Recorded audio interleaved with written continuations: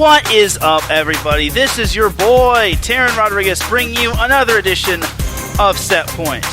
And as always, we have ourselves a jam-packed show as we have a lot to get into, such as the Las Vegas Ramblers, your 2022 NBA champion. How did those Ramblers win the NBA championship, and what was their playoff run like? And the Atlanta Open in the AVP was absolutely amazing, as we have two pairs on the men's and women's side to win the Atlanta Open. Quite the impressive feat, if you ask me. Also, today is the first day for NCAA women's volleyball teams to report. And also we have ourselves a preseason poll from the Pac-12. Who's going to be the favorite to win that conference? As there are lots of teams that are definitely vying for that top spot in the Pac-12. Hand me a volleyball. Set up the net, because I'm about to serve you up some volleyball action here on Set Point. This is Teran Rodriguez, bringing you another edition of Set Point here on IE Sports Radio, your direct feed for all that is sports.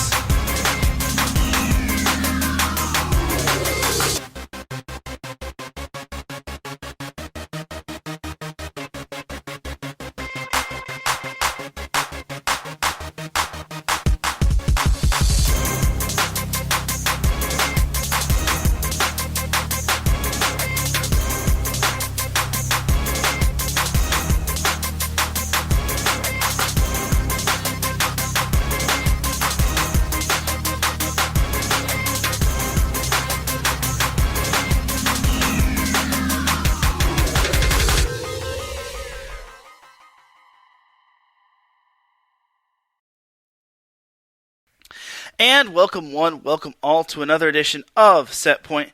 Thank you all for joining me on this beautiful Friday afternoon, Friday evening, Friday morning, Friday, wherever you are listening from.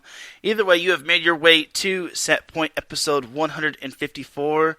Without any further delay, let's get on into that volleyball goodness.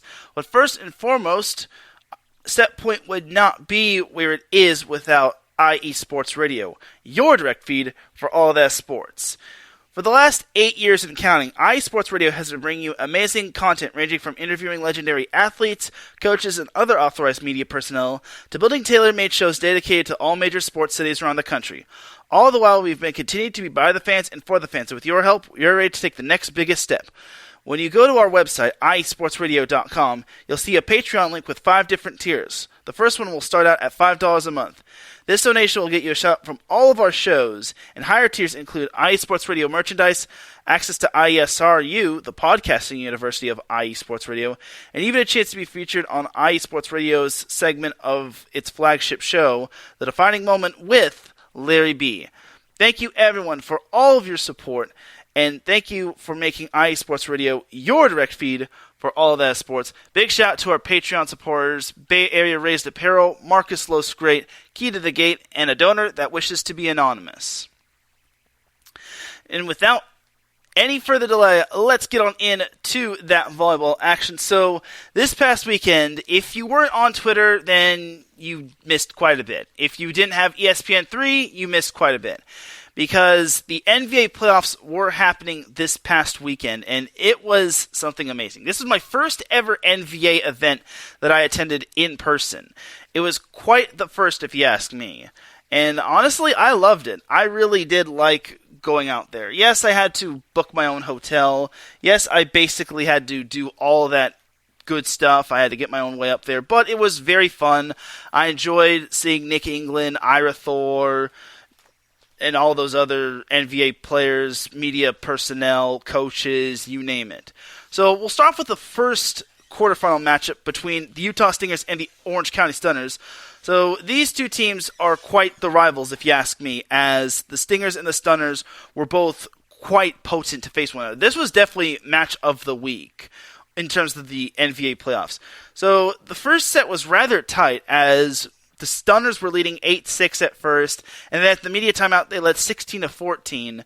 Stingers tried their hardest to get close to the Stunners, but to the credit of the Stunners, they were able to pull away. They won the first set 25-20. They did not have Joey Jarvis, who was their top hitter, and they also did not have their starting setter, Randy Ramirez.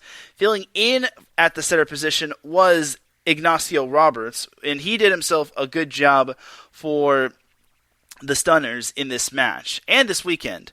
The second set was also very tight as both teams, it was just a tug of war with both of these teams. The Stingers actually led 16-15 at the media timeout, and they eventually led 21-20 as this one was going to be another barn burner and tight set. However, the Stingers went on a 4-2 run to eventually take the second set 25-22 off of some big swings from Storm Fagada Tafuga, Jorge Mencia, as well as Inaval Ramiro. So the match was tied at 1 set apiece. As third set, it was basically just like the first 2 sets. They were basically just back and forth action. The Stunners actually led 16-14. Their lead was eventually slimmed down to 21-20, and it took the Stingers quite a bit. It took numerous set points, but they eventually were able to win the third set as they won it 29-17. I want to say it took like 5 set points in order for the match or the set to be won. But either way, that was how the Stingers took that set, and they were 1 set away from advancing to the semifinals as the Stunners needed some sort of rally.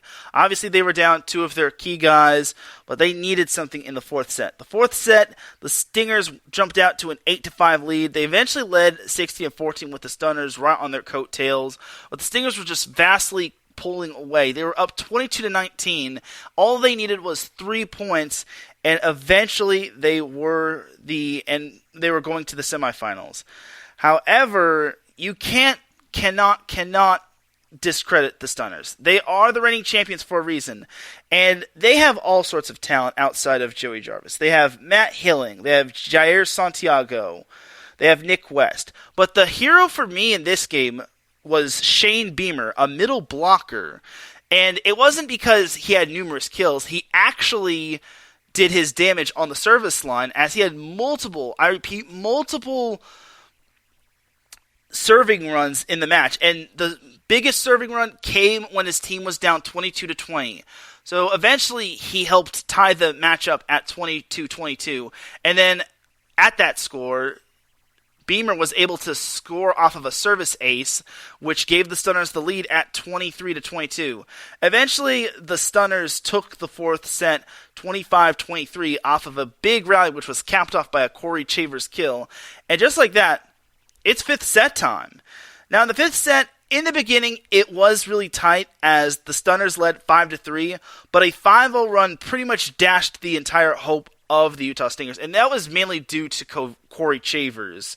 He had kill after kill in that set, and he went off at the service line. He had booming serve after booming serve. Like, it was ridiculous. Eventually, the Stunners took that fifth set 15-6 as they advanced to the semifinals. They kept their playoff dream alive. Well, not playoff dream, but their championship dream alive.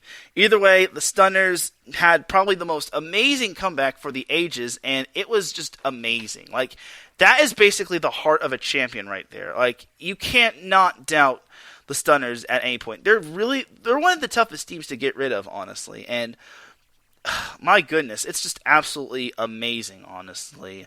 As for the stats, I did get a stat sheet, a final box score sheet, but they only tracked kills and service aces and blocks.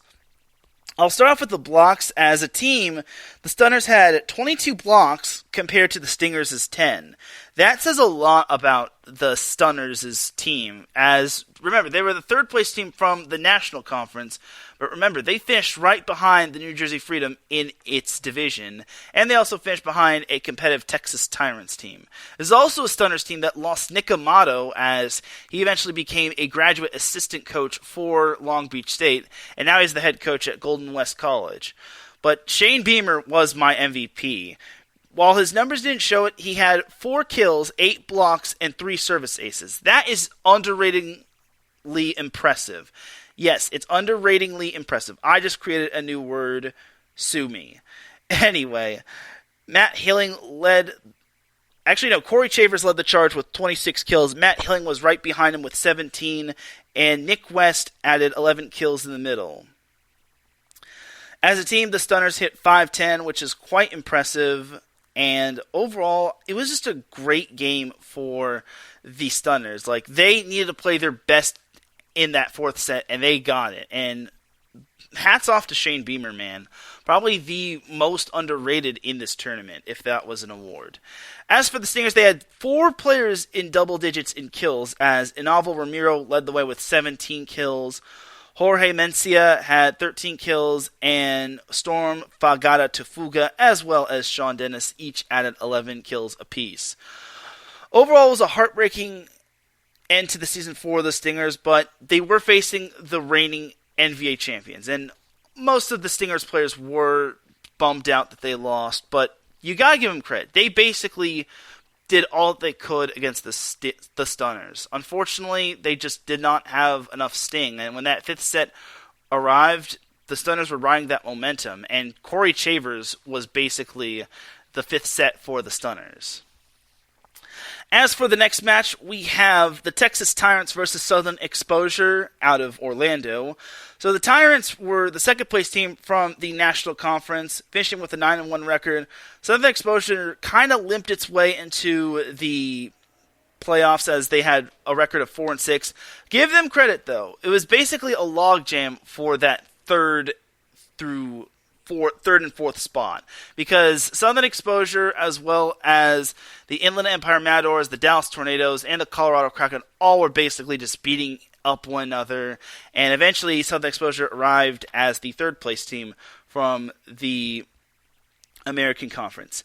As for the match itself, Texas did start off a little bit slow, as it was quite tight in the first set, as the Tyrants led 8-7, but thanks to the strong arm of Jake Langlois, who finally got to play in this match, even though he has played in previous matches, he eventually paved the way for the Tyrants to take a 16-11 lead.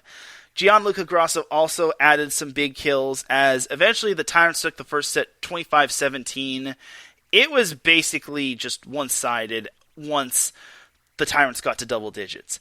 And then the second set, it was basically like a carbon copy of the first set. Tyrants led 16-11 at the media timeout. They got off to a slow start, as they only led 8-7 through the first one-third of the set. But eventually they started to pick up their game, as once again Jake Langlois, Gianluca Grasso were doing their thing. They also got some big blocks from Ryan Mon, and they also got a couple service aces from Daniel Jacobs, as the Tyrants took that second set 25-19. And then the third set, the Tyrants rode that momentum from the second set as they jumped out to an 8-3 lead. They built off it as they led 16-8 through two-thirds of the set. And they eventually, through the halfway point of the set, but eventually Texas took that third set 25-16, advancing to the semifinals. Leading the way for the Tyrants was Jake Langlois, who had 11 kills. Gianluca Grasso added 8 kills, and Daniel Jacobs chipped in 6 kills. As a team, the Tyrants only hit 490. However, they only had 5 errors on the night, so it's quite impressive. As for Southern Exposure, they only hit 380, as they were led by Sam Berge, the former UCLA standout, as he had 13 kills. Uchenna Ofoa added 9 kills, and Langston Payne chipped in 5 kills. They only had 1 block and 1 service ace on the day, as it's tough to really win a match when those numbers are like that. And they also missed 17 serves. You cannot miss 17 serves and give free points to the opposing team. I get Southern Exposure went through a bunch of ups and downs, but against the Tyrants, you just cannot. You have to play your best against the Tyrants. Otherwise, they're going to punish you. Jumping over to the next quarterfinal matchup, we had the New Jersey Freedom taking on the Dallas Tornadoes. The Freedom were the NVA's best team, as they finished a perfect 10-0 in the season. No other team finished with a perfect record in the regular season. So New Jersey definitely had their first in terms of history in the NVA. The Dallas Tornadoes finished 4th in the National Conference, but don't tell that to Felix Chapman, as he was basically the strong arm of the law in terms of volleyball. As for the first set, it looked as if New Jersey was coming to play. They led 16-10, and I should also mention that before I continue, New Jersey also was not at full strength, as they did not have the services of Ian Cap and Matt Elias. Cap was basically the starting setter for the Freedom, as taking over setting duties was Ryan Kenny. Back to the match, the Freedom led 16-10, and it looked as if they were going to cruise through that first set. However, the Tornadoes went on a 10-4 run, or 10-5 run, to get within 1, and eventually they took that first set 26-24. It was quite impressive just because they had great kills from Felix Chapman, and they didn't just get him involved. They got other players involved as well. Yes, they got other players involved, such as Peter Canole and Angel Rivera. Even Chase McKenzie had a couple of good swings. So that was the first set. The second set, it looked as if the Freedom had woken up. They led 16-11 at the media timeout, but then they started kicking in an overdrive with a 5-2 run to go up 21-13.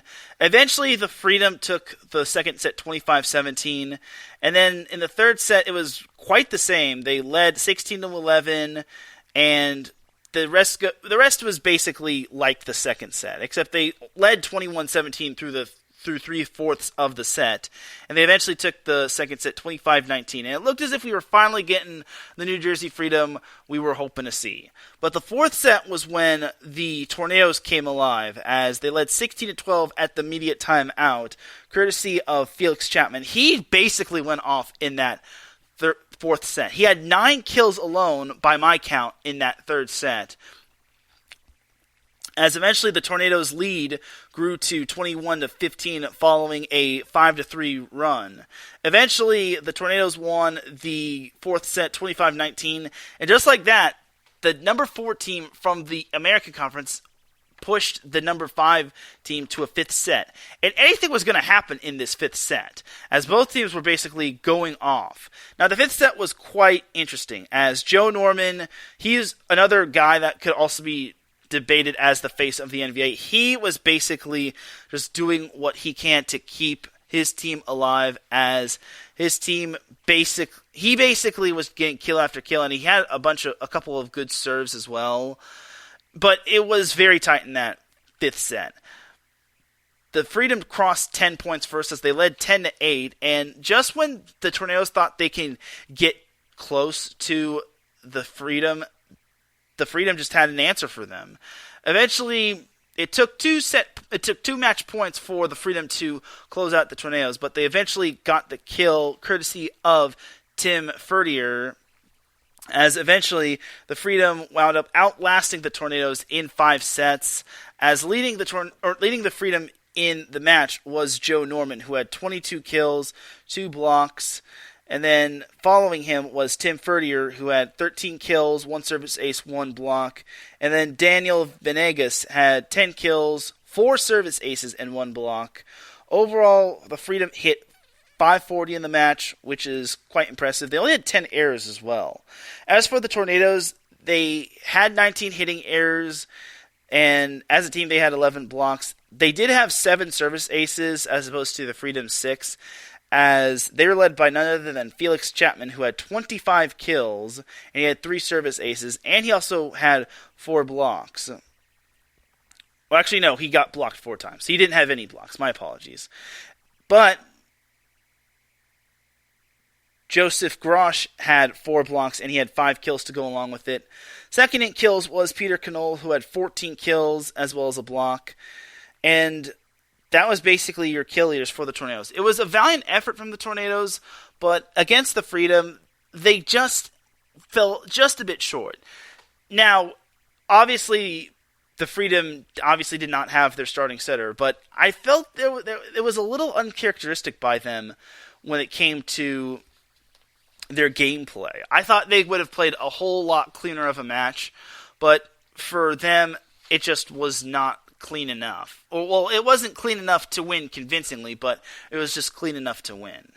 And then the final match of the quarterfinals was the Las Vegas Ramblers versus the Los Angeles Blaze. So in this match, the Ramblers did not have Kevin Paz, and the Blaze were missing a few players, but don't tell that to the Ramblers, as they had a lot of firepower. They had lots of talent on that team, such as Ryan Mather, Brandon Rattray, and an unsung hero that you should probably keep tabs of, Matt Knigge. As the first set, the Ramblers led by as many as 9. They led 16-8 at the halfway point, and this was looking like a complete blowout. But credit to the Blaze, they just worked their way back. They started chipping away at the lead. They eventually got the lead down to just 1 point, 24-23, but Brandon Rattray closed the door on them with a thunderous kill as the Ramblers took that first set 25-23. Second set for the Ramblers and the Blaze kept it close with the Ramblers as they were only down 2 at the media timeout, or at the halfway mark of the set. But the Ramblers just rode the hot hand of Ryan Mather. He only had 1 hitting error on the night, as eventually the Ramblers took that second set 25-21. And then in the third set, it was just all Ramblers. They basically just rambled on. They led 16-8 at one point, and that 16-8 lead ballooned up to a 21-9 lead following a 5-1 run. And eventually the Ramblers took the third set 25-12, ensuring that they would have a spot in the semifinals for a third straight year. So leading the Ramblers in kills was Ryan Mather with 11 kills. Jonathan Carlson actually came off the bench and added 6 kills. Brandon Rattray had 7 kills, which was nice. Matt Knigge had 3 blocks with 4 kills. And Rattray also chipped in 4 service aces as well. As for the Blaze, they only hit 380 on the night. I should also make note that the Ramblers hit 470, but the Blaze's 380 just could not get the job done. They only had 4 blocks compared to the Ramblers' 8, as the Blaze were led by Steven Rotter, who had 8 kills. Charles Belvin chipped in 6 kills. They had no player with that crossed double digits in terms of the kill department. They also got 2 service aces from Nick Lizdenis, as the Blaze did all that they could, but unfortunately it just wasn't enough. So it is a shame that they lost, but they were 3-7 going into the playoffs. The fact that they made the playoffs is quite remarkable, and that they were the fact that they were also able to outlast the Ramblers, considering the Ramblers could only beat the Sasquatch, is quite something. So good for the Blaze. They'll be back next year, hopefully, and I think it's going to be quite something to see the Blaze possibly get back.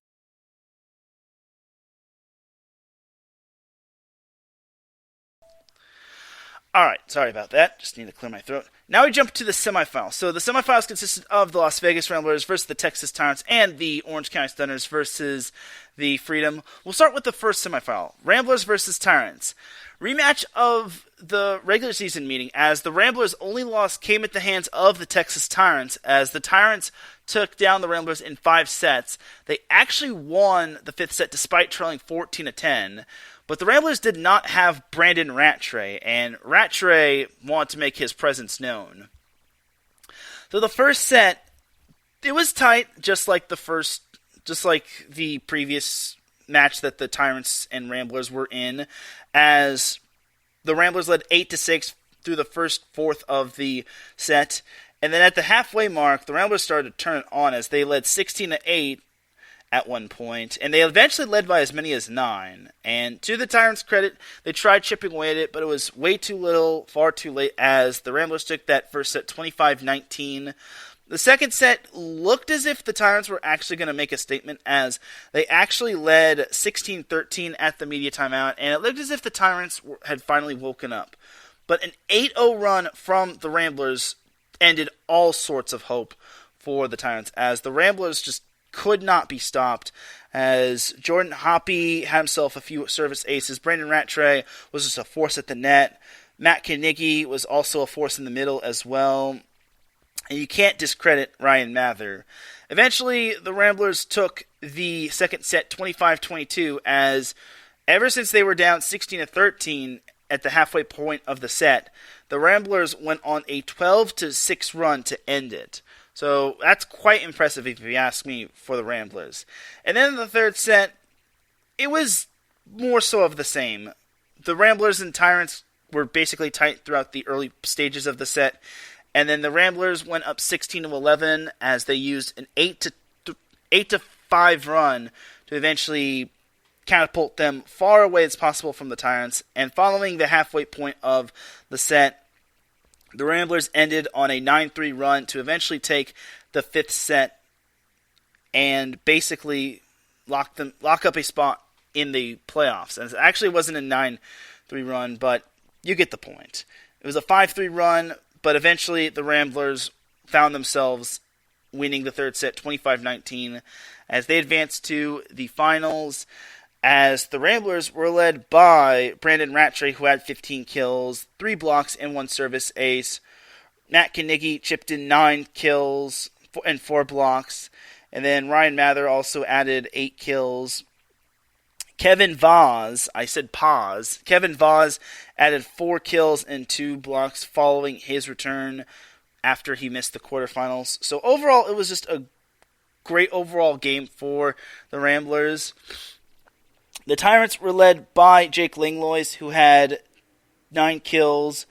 Daniel Jacobs had 5 kills, and Austin Lovett and Gianluca Grosso chipped in 4 kills. As a team, the Tyrants only hit 390 compared to the Ramblers' 560, which is going to do it for you. If you're hitting under 400, my goal for a team is to hit 300 or better. On the women's side, 300 or better. And I think, on the men's side too. If you're hitting 300 or better, you're basically doing decent. And then if you're hitting 400, you're basically also doing well. And then if you hit 500, then you're definitely golden. Or the other team just can't block you. Speaking of blocks, the Ramblers outblocked the Tyrants 12-9, and they also had 4 service aces. Jordan Hoppe alone out-aced the Tyrants, as the Tyrants only had 2 aces. Hoppe had 3 aces by himself. So that was basically your first semifinal, as the second semifinal consisted of the Orange County Stunners and the New Jersey Freedom. So this was a rematch from the previous regular season, as the Freedom took down the Stunners both times in the regular season, as the first matchup, the Freedom won in 4 sets, and then the second matchup, the Freedom outlasted the Stunners in 5 sets. How would this matchup turn out? Well, the first set, it looked as if the Freedom were basically riding the momentum from that 5th set against the Tornadoes. As they jumped out, well, they didn't jump out. They led 8-6, but then they built off that as they went on an 8-4 run to lead 16-10 through the halfway point. Eventually, the Freedom led 21-13 as they took the 5th set 25-15, which was a huge statement by the Freedom. Now, what did that mean for the Stunners? It meant they had to start playing better, as they led 16-15 at the media timeout. But then the Freedom eventually grabbed the lead at 21-20. It was just a back-and-forth battle. Remember, no Joey Jarvis and no Randy Ramirez for the Stunners, but that was no problem, as Jair Santiago took over as the right side hitter, as he basically just muscled his way in to giving the Stunners the second set 25-23. Then the third set, it was a tale of 2 sets. At the halfway point, the Stunners led 16-12. It looked as if the Freedom weren't entirely out of it, but a 5-2 run basically ended that, and after leading 21-14, the Stunners went on a 4-0 run to give themselves set 3 25-14, as the Freedom were basically just so out of it. Then the fourth set, the Stunners rode that momentum from that third set as they led 16-10 at the halfway point. The Stunners basically kept the Freedom at bay as they were just serving the lights out. It doesn't really show in the numbers, but their serving really just out-muscled the Freedom serving. It's definitely evident if you see the match, as Jair Santiago, I keep thinking of the football player. Jair Santiago, Matt Hilling, and Corey Chavers had some booming serves. And Shane Beamer also had some good serves as well. He also had a little bit of a serving run here and there. The Stunners led 21-14 through 3/4 of the set, and eventually they won the match 25-16 off of a missed serve from the Freedom. And ladies and gentlemen, the Stunners stunned the Freedom. The third time was the charm for the Stunners as they eventually advanced to the NVA Finals for the third straight year. Jair Santiago led the team with 17 kills, while Corey Chavers added 15 kills and Matt Hilling added 11 kills. Hilling only had one hitting error, and he also had 2 blocks. Santiago chipped in 3 aces as the Stunners hit 500 for the match. The Freedom were led by Joe Norman, who had 13 kills, while Tim Fertier chipped in 11 kills. Tom Burrell added 7 kills and 3 blocks. And then Dan Venegas added 6 kills and 2 service aces. I kind of spoke with Carlo Edra, the head coach of the New Jersey Freedom, and he said that this team did not serve the ball well. He did not serve and pass the ball well. And that was something they pride themselves in, which he even said, I even gave him that question when I had him on the show. He said, in the fill-in-the-blank segment, he said that the Freedom would win the NVA championship if they serve and pass well. And I know it's cliche, but it is the truth. You have to serve and pass well in matches, especially at this stage of the season. If not, you're going to be at the mercy of the opposing team. And that was the case for the Freedom, as the Stunners eventually got their revenge. It is tough to beat a team 3 times in one season, I admit it. However, the Stunners basically just had more firepower, and they knew what to expect from the Freedom. As the Stunners and the Ramblers advanced to the finals, while we actually had a third-place match between the Freedom and the Tyrants on the last day of the NVA season. So jumping over to the Freedom Tyrants third-place matchup, so this took place 3 hours before the final, as the Freedom and the Tyrants both were looking to medal for the first time. No matter who won, we were going to see a team medal for the first time in its program's history. So the first set was very tight. Both teams were feeling each other out. The Freedom led 16-14 at the media timeout, and they also led 21-18. It looked as if the Freedom were finally back on track. However, don't tell that to the Tyrants, as they got big games from Gianluca Grasso, who led the team in kills with 12, as eventually the Tyrants, trailing 21-18, used a 7-2 run to take that first set 25-23. I don't know what happened with the Freedom, but it just looked so uncharacteristic by them. And then in the second set, the Freedom led 16-14 yet again at the halfway point, but then this time the Tyrants were not having it, as they used a 7-4 run to go up 21-20, and eventually they closed out the set on a 4-2 run to win the set 25-22. Then in the third set, it was very tight. This was probably the tightest one, as it went the longest of the 3 sets. The Freedom led 16-15, and the Tyrants eventually grabbed the lead at 21-20. The Tyrants eventually won the set 25-23 off of a kill from Daniel Jacobs, as the Tyrants swept the Freedom, and they medaled and got the third place trophy. Yes, I understand third place trophies don't mean squat, but hey, it's what the NVA does. It's basically like Junior Olympics. You basically have a gold medal, silver medal, and a bronze medal, and I respect it. So as I just mentioned, Gianluca Grasso led the Texas Tyrants in kills with 12. Jake Langlois added 9 kills, and Austin Lovett added 7 kills in the middle. He did not have a hitting error, as the Tyrants only had 3 service aces, and they outblocked the Freedom 12-6. The Freedom, on the other hand, were led by Daniel Venegas, who had 16 kills. Joe Norman and Tim Fertier added 8 kills apiece, and Matt Seifert chipped in 6 kills. So overall for the Freedom, I don't mean to say this in a negative way, but their serving really kind of didn't look as dominant as it was in the regular season. Now, I don't know if that was the case due to not having Ian Cap and Matt Elias, but it's they've always had a next man up. Like, Carlo Edra even told me that his team has always had that next man up attitude and mindset throughout the year. So it was a little bit of a disappointing end to the season. I'm not going to say it was a bad ending just because they did become the first team to finish 10-0 in the regular season, which is no easy feat, and I don't know if it'll ever be accomplished again, but we'll have to see what the NVA has in store for us. As for the Tyrants, they bounced back really well, and they earned third place, which is their first medal in program history, and they have a lot to be proud of, as both teams were actually making their first semifinals appearance. Last year, the Tyrants lost in the quarterfinals to the eventual champion Orange County Stunners, and then the Freedom also lost in the quarterfinals as well.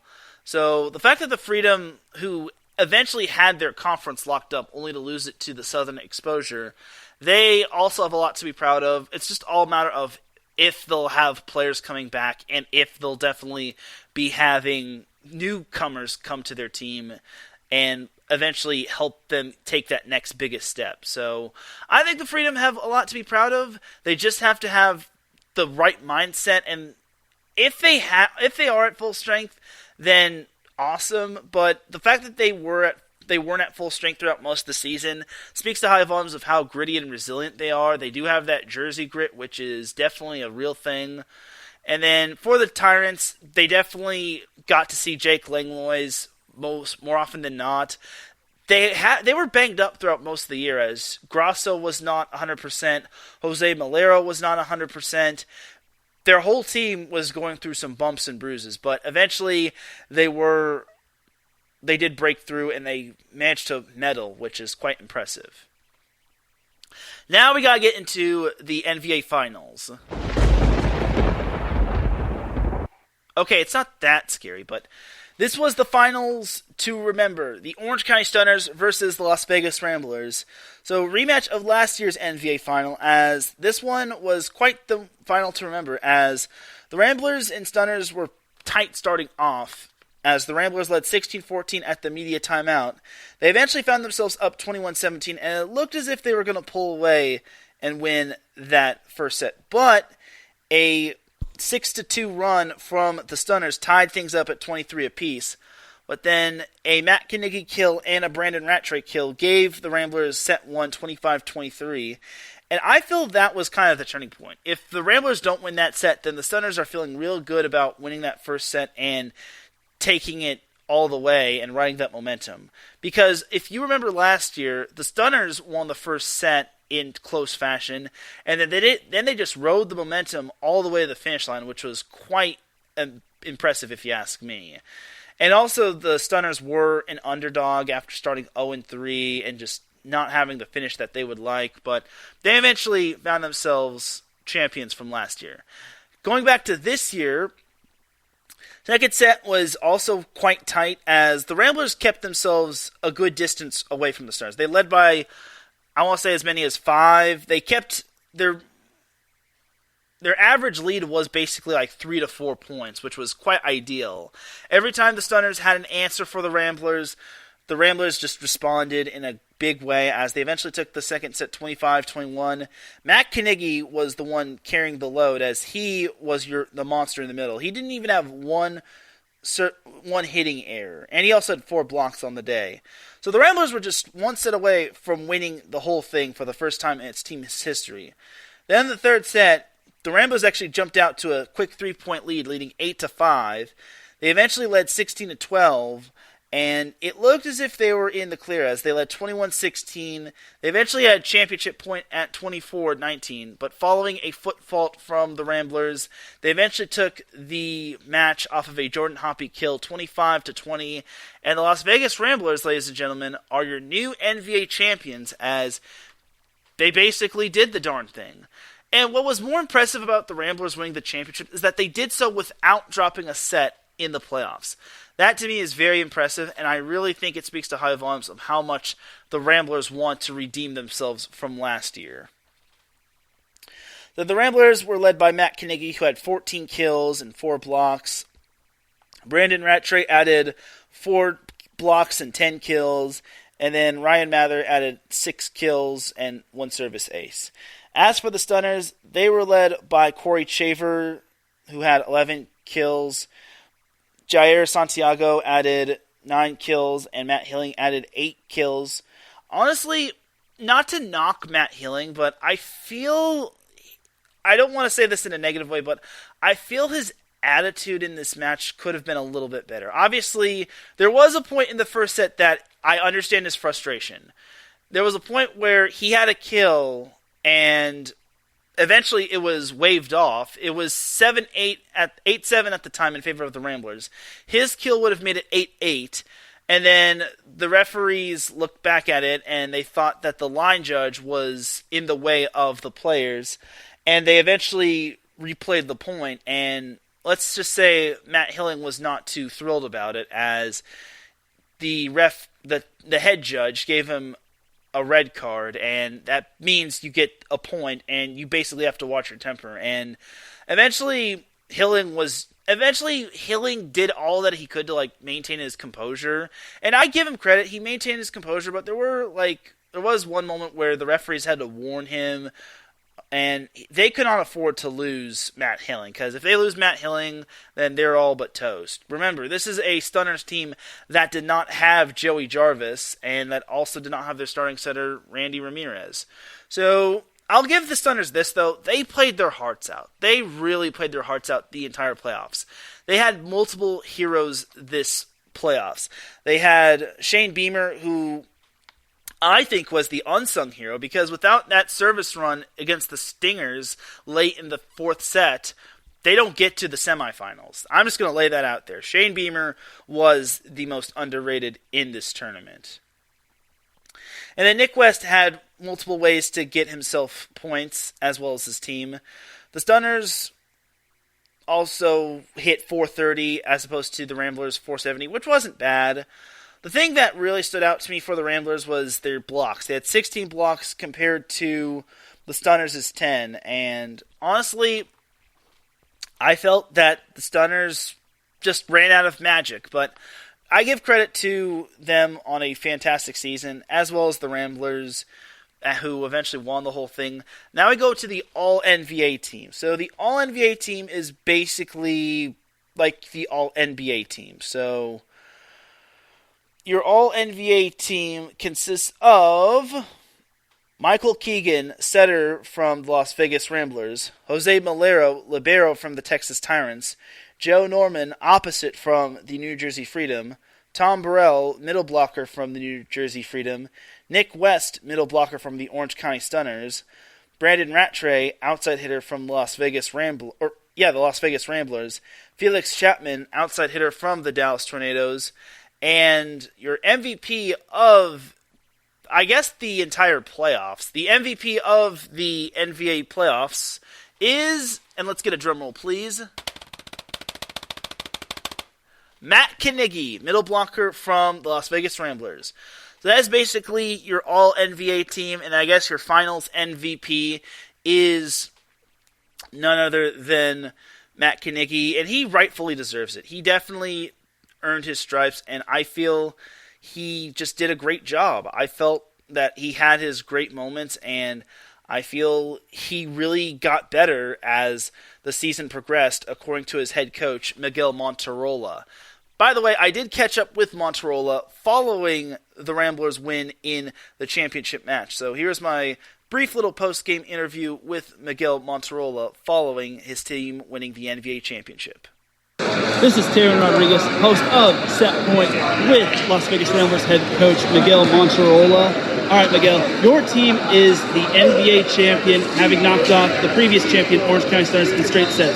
What is just going through your mind right now? Right now, it's one of those things where at the end of the day, I'm so glad it's over. It takes so much work and pressure just to get to where we're at. And obviously, looking forward to getting a chance to get to the finals, which we're lucky enough to be in tonight. Funny enough, I have this thing that every time my mom walks to the bathroom in a championship match, we always end up winning. So I looked up and she went to the bathroom, and I know it was a wrap. So I was happy for that part of it. But at the end of the day, the boys actually earned this one. Played very well this weekend.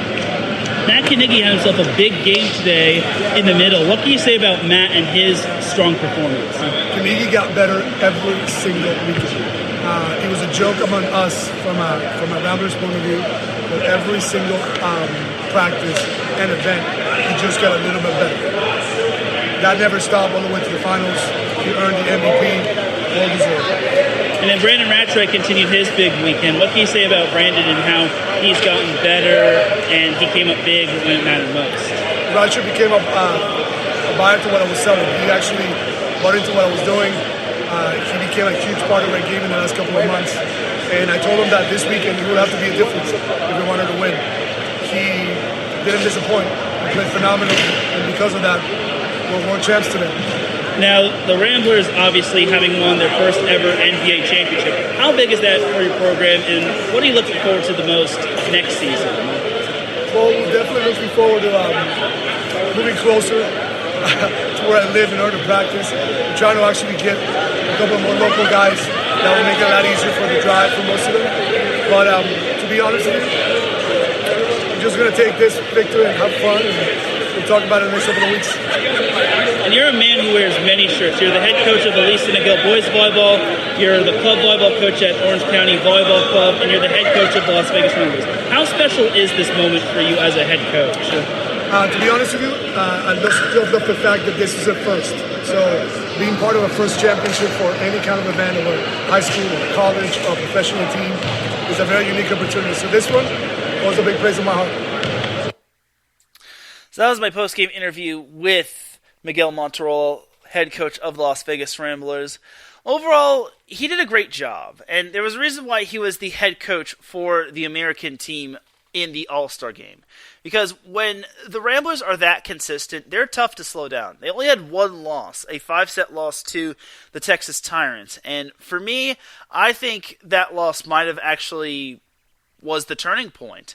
I feel if they don't lose that match, then who knows, maybe they're on the same path as the Freedom, but we'll never know if they could have ran the table the rest of the way. But I want to say in that match against the Tyrants the first go-around, they didn't have Brandon Rattray, and that to me was also a big difference maker. It's so much more, what's the word, eye-opening when you have a team at full strength as opposed to a team not at full strength the first time around.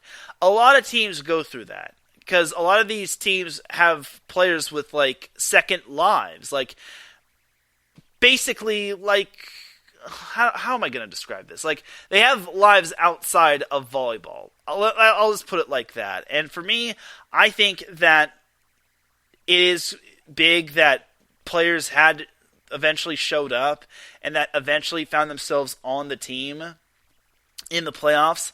And I feel that it was huge to have certain players come up big. And it was just right. It was just felt right that those players just found their way onto the team when it truly mattered most, and they eventually just played their hearts out. Because now they're a part of history, and this is going to be a moment where they will never forget. So to close out the NVA season, it was a fun season. We got to see a team undefeated in the regular season.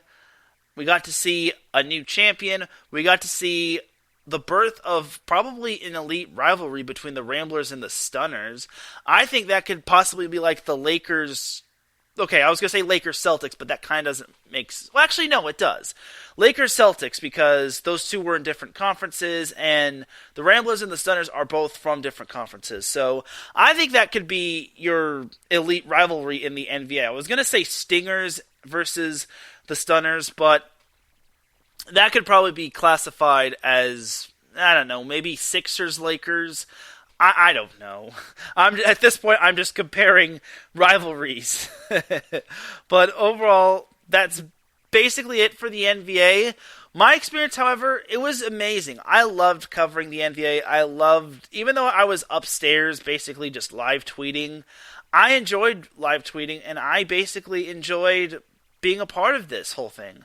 Being at the Pierce Sports Center is much more different than watching on a live stream. Yes, you're still watching the game and you basically are just taking down notes, but having that experience and that feel for the game is just it's just amazing, honestly. And to be quite honest, I'm definitely wanting to be back there again, as Nick England has offered me to basically run the post-game press conferences, as well as basically just be the media guy that basically just live tweets everything, just because, no offense to the NVA, but they don't really use the Twitter account a whole lot. So, but hey, it's no big deal. I mean, I'm not going to ultimately complain about it, just because people are starting to veer more away from Twitter. They're starting to veer more into Instagram and TikTok. So, I can't really knock it. But honestly, they do need that reporter for like Twitter. They do need that they're Mike Trudell of the Lakers, who has that sideline reporter mentality.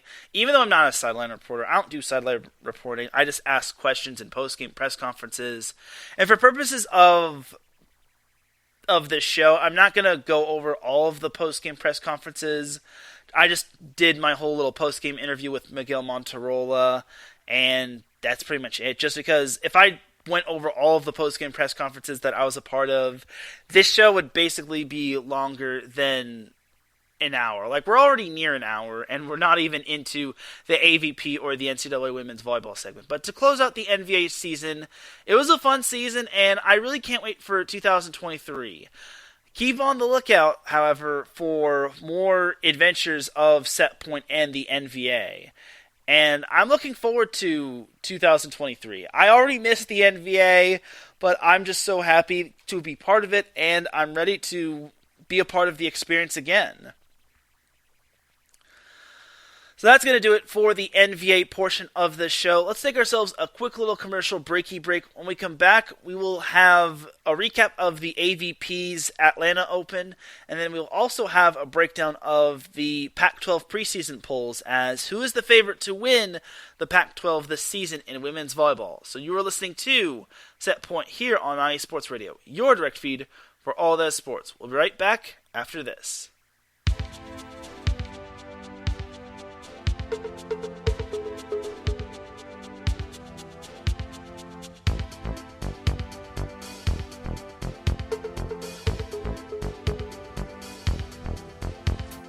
What's up, sports fans? Are you looking for the latest on Northern California sports? Then take a trip out west with me, your host, Gina G, on Reppin' the NorCal Sports, right here on IE Sports Radio, your direct feed for all that is sports. I'll be bringing it to you all the way live every Monday at 3 p.m. Pacific, 6 p.m. Eastern. And it's always a packed show. I'll bring you everything Dynastic 49ers, the bite of the San Jose Sharks, torture of the San Francisco Giants, the Golden State Warriors that we still believe. Then take you across the bay to the rise and grind of the Oakland A's. I've got you covered on college ball from the Cal Bears to the Stanford Cardinal, so that no matter what, reppin' in NorCal Sports is always reppin' the Bay. So if you bleed red and gold, or you're looking to keep an eye out west in them thar hills, don't miss me, Gina G, on reppin' in NorCal Sports. Catch me every Monday at 3 p.m. Pacific, 6 p.m. Eastern, and I'll have your fandom repped harder than a trio of defenders guarding Stephen Curry before his buzzer beater is Gucci.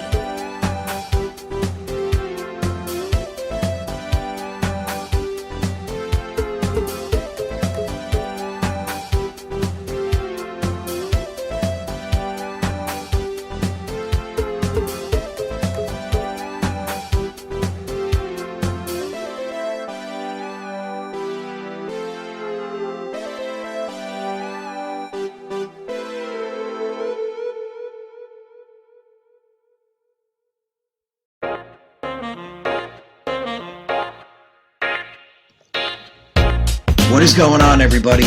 My name is Harrison Glazer, and we're coming at you from the Show That Never Sleeps podcast. I cover the Jets, the Islanders, the Nets, and the Yankees. This is Pierre Moss, and I cover the Mets, Knicks, Rangers, and the Giants. Our show is live every Wednesday through Spreaker and a bunch of other ways to get our content. Again, we're the show that never sleeps podcast. We talk about all those New York sports. It's a lot of fun. We get into all of it. Please tune in. Again, that's Wednesdays at 6 p.m. And we look forward to having you guys right here on 90 Sports Radio, your direct feed for all that is sports.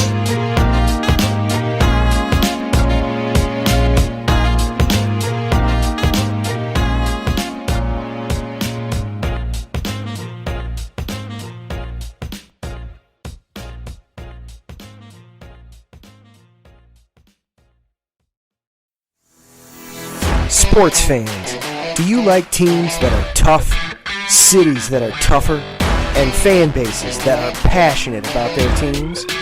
How about teams that are historic and stadiums that are iconic? Then you belong in Chicago, and you need to check out Chi-Town Weekly. Join me, Adam Kernan, every week as we keep up with all things Chicago sports. Bears, Bulls, Blackhawks, Cubs, White Sox. We'll cover them all, plus more. The Windy City is always buzzing, and we'll keep you up on all the big games and major stories. So tune in to Chi-Town Weekly every week right here on IE Sports Radio, your direct feed for all that is sports.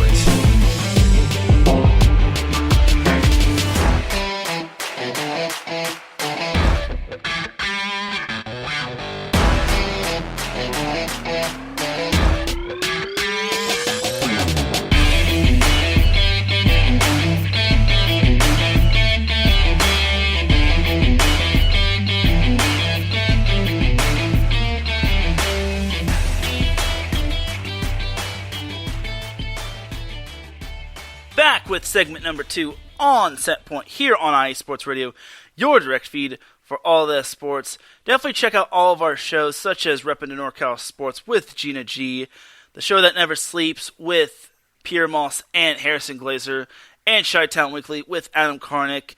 Adam Karnick's show goes on 1 hour before Set Point goes live.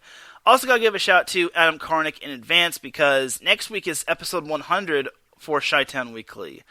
Only a matter of time before SoCal Supreme Sports Show gets to 100 episodes, so be on the lookout for that. But segment number 2 of Set Point is underway. So while we had the NVA Playoffs, there was another volleyball event that happened this past weekend, and that was the AVP in the Atlanta Open, as this was actually the first Gold Series event. There are actually 3 series events. There's the Pro Series, the Tour Series, and the Gold Series. The Gold Series is basically the big shebang. It's basically the most important of the 3. Not that the Tour and the Pro Series aren't important, but it's basically the cat's meow and whatnot. Anyway, so for the women's side of things, like I said, we had 2 first-time winners. So the first, jumping over to the semifinals, basically Therese Cannon and Sarah Sponsel, the number 1 overall seed, they basically swept their way all the way to the semifinals. They were not playing any games, and they actually swept their way into the finals as they took down Zana Muno and Brandy Wilkerson. Who was going to challenge this pair? There was a lot of parity going on throughout the playoffs, as Sarah Hughes and Kelly Kolensky were basically the number 2 seed, and they basically were doing all they can to try to get to the final. Apparently, their second match didn't happen, or Zana Muno and Brandy Wilkerson had to bow out because of injury or something like that. Either way, it's kind of weird because Muno and Wilkerson found their way into the semifinals through the contenders bracket. But either way, Sarah Hughes and Kelly Kolensky, the number 2 seed of the tournament, eventually advanced to the semifinals. The other semifinalists were Gina Yarango and Julia Scholes. Now, if you remember those two's, the pair's names, you will remember that they basically made the final of the previous tournament, the Fort Lauderdale Open, only to lose to Haley Harward and Tina Gradina.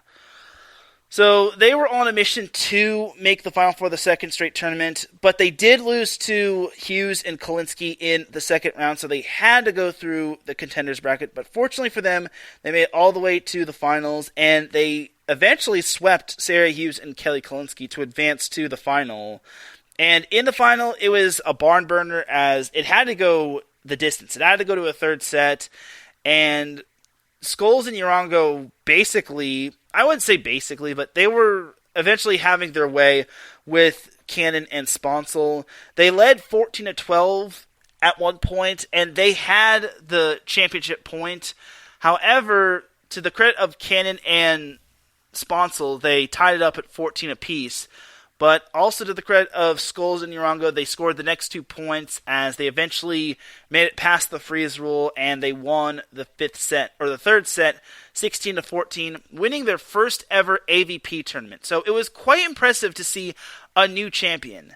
It's always great to see new champions, especially since Urango and Scholes fell just short of winning the final in the previous tournament. So to win the first ever Gold Series tournament of the season is quite something as well, just because it does help you in terms of being the AVP champion and whatnot. So for Scholes and Urango to win your first ever tournament is quite something, but to win on the Gold Series is quite impressive as well.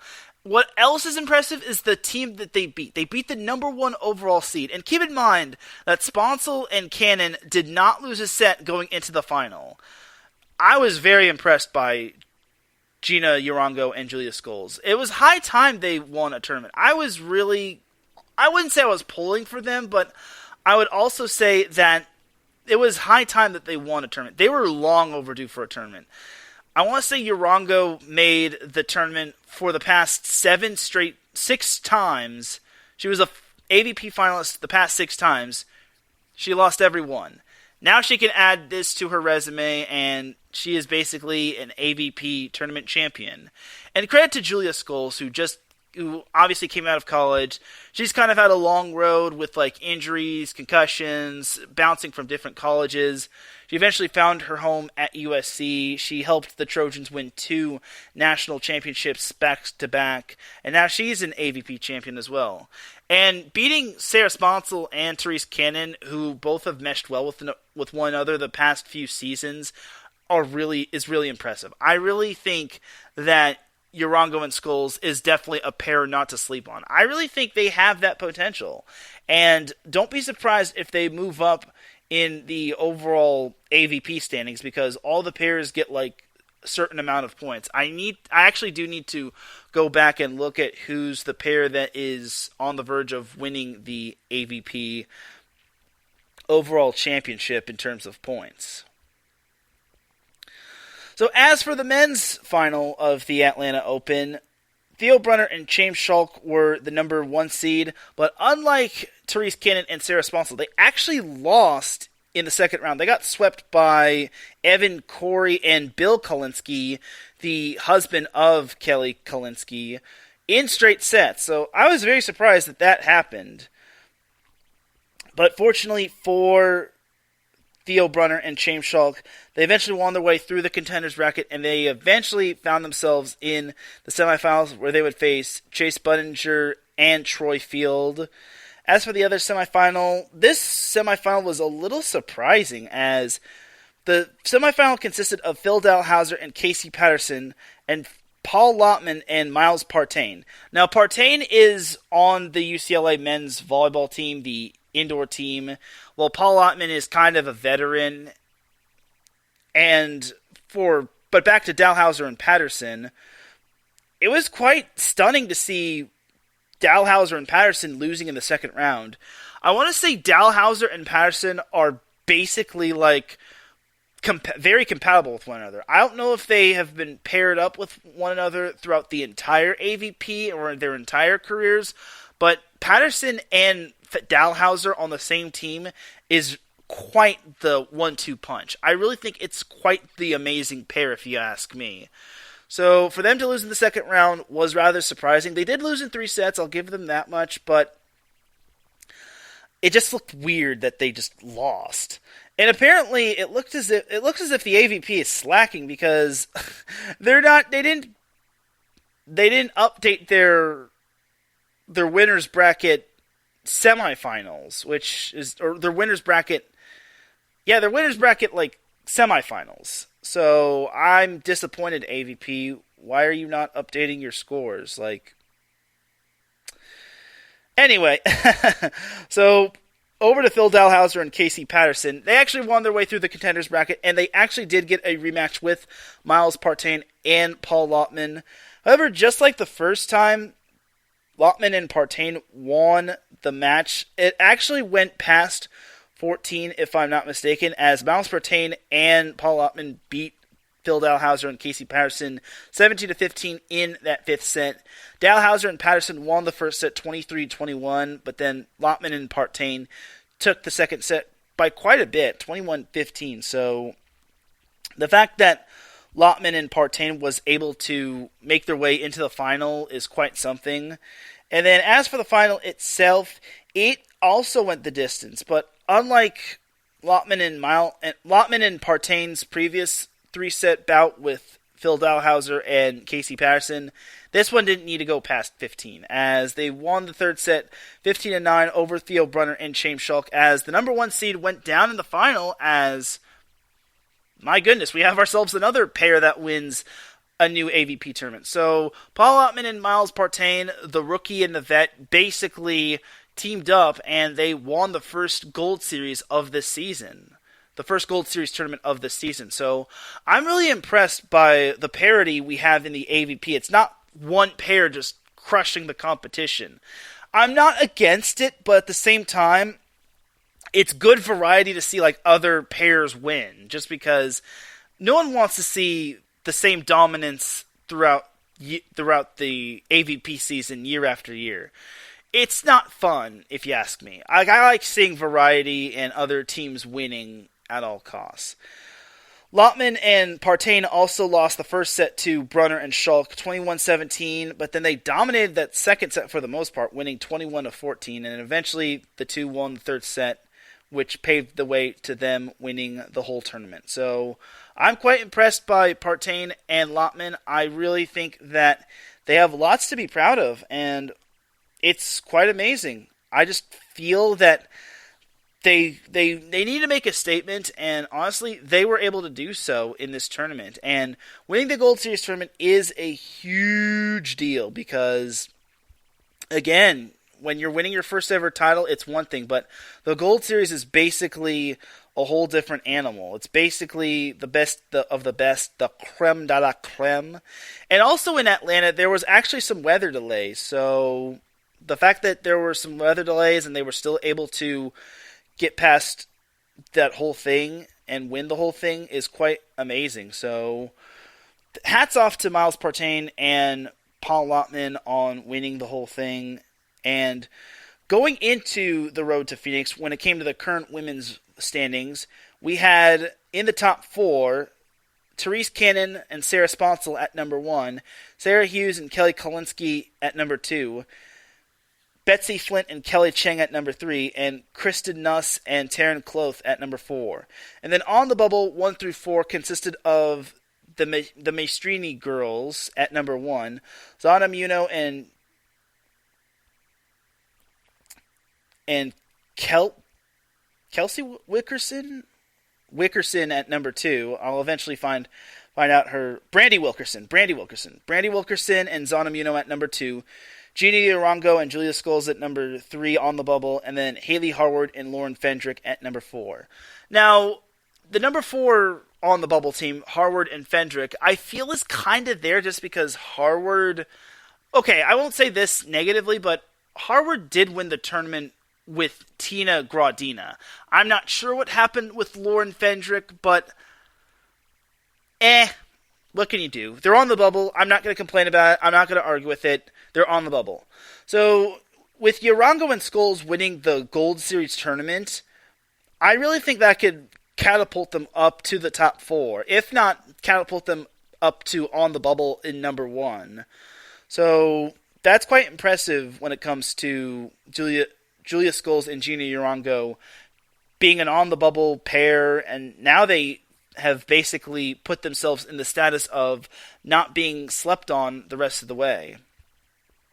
As for the men's power rankings, the number 1 team was Theo Brunner and James Schulk.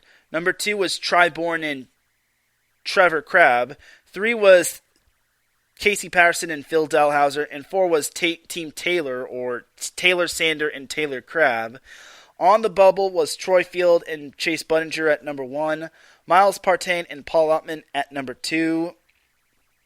I'm actually Nick Lucena and Andy Benish at number 3. And the number 4 team, I'm actually going to be honest with you. The number 4 team on the bubble is a pair I've actually not heard of. It's Allen and Case Beers. So, there's a joke in that other last name of Case Beer somewhere. But yeah, that's basically your top 4 right there, and yeah, that's basically your current rankings for the AVP men's side of things. I will eventually find out who this Allen and then this Case Beer people are. I honestly did not know who this person was, or who these pairs were. So Jeremy Casebeer is the first guy. So he grew up in Santa Barbara, so that's nice, I guess. That's real nice. I bet you he gets made fun of when it comes to his name. I'm not trying to say that in a negative way, but it is what it is. I'm not going to basically judge just because I don't know. Anyway, that's pretty much going to do it. I will eventually find that other guy's last name, but it is what it is, and that's basically the AVP right there. Again, I loved the new pairs winning. I really think it's really, really, really awesome, and I feel that we're going to get more pairs winning as Billy Allen and Jeremy Casebeer are the 4th on the bubble team. So going back to on the bubble teams, Troy Field, Chase Budinger are number 1, Miles Partain, Paul Ottman number 2, going into the Gold Series, and then number 3 was Andy Besh and Nick Lucena. And then 4 was Billy Allen and Jeremy Casebeer. So those are your on-the-bubble teams. But that's pretty much that for the AVP. The next, I don't think that, if I'm not mistaken, there are no AVP events this week, which makes me sad face. Yeah, there's no AVP events this week, which is the bad news. The good news is there's an AVP event next week, as on August 19th through the 21st, it's the AVP will be coming to Manhattan Beach as for the Manhattan Beach Open, and it's another Gold Series tournament. That's the good news. The bad news is I might not be there. Well, probably not on the first couple days, just because the first day I'll basically be busy with SoCal Supreme Sports Show and high school football. And the second day I have an NCAA women's volleyball scrimmage I plan to attend. I'll be getting into that momentarily. And then Sunday might be the day, but it's in Manhattan Beach. It's going to be quite the trek up there. So we'll see what happens. But the Manhattan Beach Open, ooh, that's going to be a fun one for all the California natives. Ooh, boy. But no AVP this week and no volleyball events this week. Oh my goodness. So, yeah, what am I going to do without volleyball this week? How am I going to have material for next week? Anyway, so that's that for the AVP. Now we jump on over to some NCAA women's volleyball, as today was the report day for all the NCAA women's volleyball teams. Basically, all the teams report for like training camp, and they basically prepare themselves for the up-and-coming season, because not this week, but the following week will begin scrimmages and whatnot, as we're getting close to the NCAA women's volleyball season. We have a grand total of 18 more days until the NCAA women's volleyball season. So, yeah, we're getting very close and close to another NCAA women's volleyball season, and we're basically about to restart the whole volleyball cycle. NCAA women's volleyball, and NCAA men's volleyball, then NCAA beach volleyball, and then off-season, and then the cycle begins.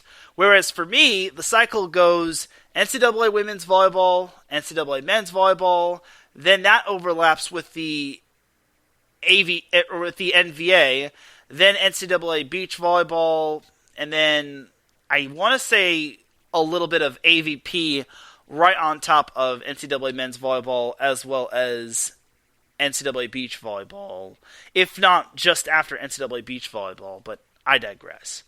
And then eventually the NVA and the AVP go into the summer, which keeps me going when it comes to set points. So I'm boring you all with my little life of Teran Rodriguez in terms of volleyball. But back to the NCAA men's or NCAA women's volleyball side of things, we actually have ourselves another big-time preseason poll, as this time we had the Pac-12 women's volleyball preseason coaches poll coming out. So the 12 teams that are in the Pac-12 basically found out where they are projected to be finishing. We'll start off through 12 and 11. So the number 12 team that's projected to finish in the Pac-12 is Cal, which I don't want to say this in a negative way, but that's kind of exactly where I have them finishing. And then number 11 will be Oregon State, which same thing. I'm not trying to be mean to Cal and Oregon State, but it's kind of the truth. Cal did not win a Pac-12 game last year, and Oregon State found it tough to winning Pac-12 games. Now I jump on over to 10 through 6. So 10 through 6 consists of Arizona at 10, Colorado at 9, Arizona State at 8, Utah at 7, and Washington State at 6. And then 5 through 1 consists of USC at 5, Oregon at 4, UCLA at 3, Stanford at 2, and the number 1 team in the Pac-12 women's volleyball preseason coaches poll is Washington. So the Huskies are projected to win the Pac-12 for a second straight year despite losing certain players to graduation, such as Kara Bejima. So I don't knock it. I think Washington does have that potential of winning the Pac-12, but Stanford's going to be good. I feel Stanford's my pick to win the Pac-12 just because they return so many good players, such as Sammy Francis, Kendall Kipp, Cammie Minor. I really think Stanford is going to be much better there. Katie Barrett is going to be back on that team. I really feel Stanford is going to take that next step. I feel the Cardinal will be good. I'm not trying to say they're going to overtake the entire NCAA. I just think that they have what it takes to win the Pac-12. Now, Washington will definitely make it competitive. I feel Washington is going to make it really competitive when it comes to the Pac-12. I really think Stanford and Washington are like very close to one another. A team that you can't really sleep on is UCLA. I think UCLA, despite the graduation of Mac May and Shelby Martin, I think that team is going to be just as good. I feel UCLA always is a good team year in and year out, and they got a couple of good transfers on their team. I feel UCLA is going to be just as good. They did garner 1 first-place vote, and Oregon also will be good as well. I feel Oregon is going to be just as good, and I want to say Brooke Nuneviller has another year under. She has another year of eligibility remaining. I'm not entirely sure, but if that's the case, then I think that is going to that's big right there. Having Brooke Nuneviller for another season is huge, and I feel that could go a long way for Oregon this season. And yes, she will be using her extra year of eligibility due to COVID. So, but it looks like she's a senior regardless. So, I think it's going to be big having her back on the team. And I feel also Hannah Pukis coming over from Washington State could be a big-time addition for the Ducks as well. So I really think that Oregon is going to be good this season. Now, one more team I think people should not sleep on. Well, actually, no, 2 more teams that I think people should not sleep on. I'll start with Washington State. Washington State, while they did lose quite a bit of players to graduation, they do return a good chunk of their players this upcoming season. I feel Washington State is so slept on, it's not funny. I admit that they're not the greatest NCAA tournament team, but I don't think they're bad. I think they could make the NCAA tournament year in and year out. I feel they can knock off a few teams. They were able to knock off, I think, UCLA last year, and I want to say they knocked off Washington at least one time. I feel Washington State is vastly underrated, and for them to be finishing 6th in the Pac-12, that's going to stir the pot for them quite a bit. So don't sleep on the Cougars.